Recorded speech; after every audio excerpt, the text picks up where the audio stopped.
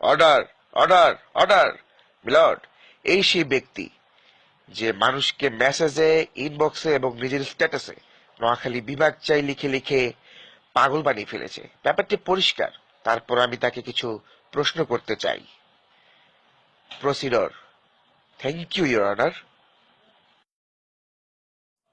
Mister Mofiz, ওরফে বলদা মফিজ, আপনার গ্রামের বাড়ি কোথায়? আপনার গ্রামের বাড়ি কি নোয়াখালী? জি। আপনারা টাকাকে কি বলেন? টিয়া। আপনারা পানিকে কি বলেন? হানি। মিলর্ড, তারা পানিকে পানি বলতে পারে না, হানি বলে।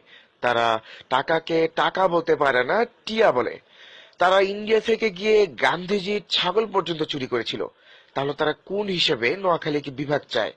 এসব মেসেজ তারাই পাঠাতে পারে যারা পাগল, ছাগল এবং বলদ। তারা দেশের শত্রু, মানুষের শত্রু, ফেসবুকের শত্রু।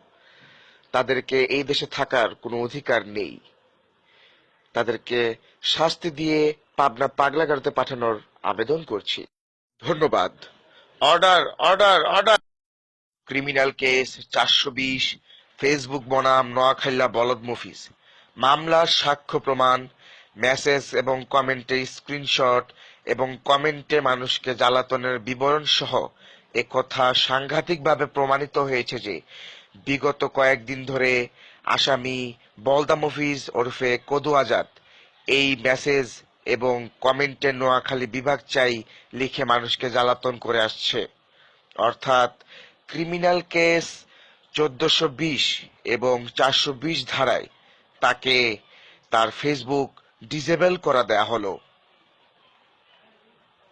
এবং তাকে পাবনা পাগলাগারদে পাঠানো হলো। না, সরে যা।